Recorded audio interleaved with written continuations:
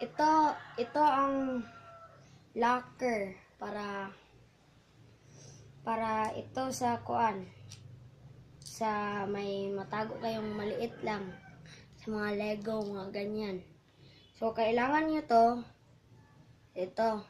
Tsaka itong smooth plate.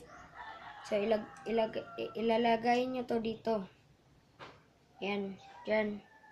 Pagkatapos yan, kailangan nyo ng dalawang ganito. Ididikit nyo yan. Lagay nyo dito. So,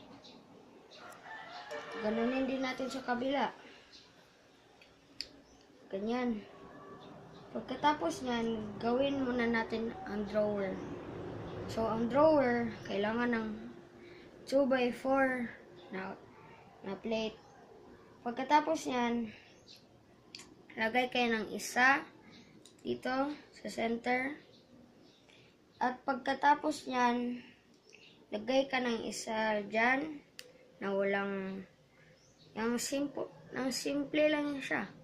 Walang iba, mga ganyan. Sunod, ito, kailangan nyo ng dalawang ganito. Yan. So, lagyan nyo din ng dalawa pang smooth plate. Ganyan. At pagkatapos nyan, may pwesto pang dalawa. Pagkatapos nyan, kailangan yung dalawang ganito.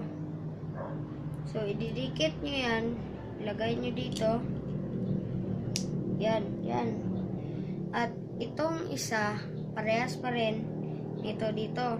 Kaso lang, sa likod, may butas. So, ilagay natin yan siya dito. Ayan, kita nyo. At pagkatapos na naman yun dyan, ito, may butas talaga sa front at saka sa likod. Pagkatapos nyan, ilagay natin sunod nitong isa. Pagkatapos nyan, kailangan yung simpleng ganito, parehas nyan, puting-puti. Yan, ilagay nyo yan, dalawa. Pagkatapos nyan, kailangan nyo itong dot. Lagay nyo to dyan. Yan, para may palatandaan kayo kung asan ilagay. So, sunod, parehas pa rin yung sa baba. Ito. Ginawa ko ng dalawa. So, ilagay natin yan dito. At, ito na naman, lagay natin sa taas.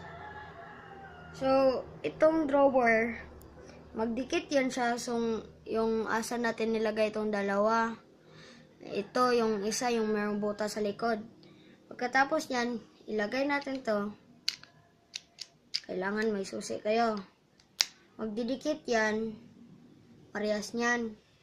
At pagkatapos yan, kuha ka ng maliit na ganito. So, sunod, kapag gusto mong kunin, idikit mo yan. Tulakin mo lang. Tulakin mo. At maglabas na siya. So, ayan. Pagkatapos nyan, ang sunod nyan ay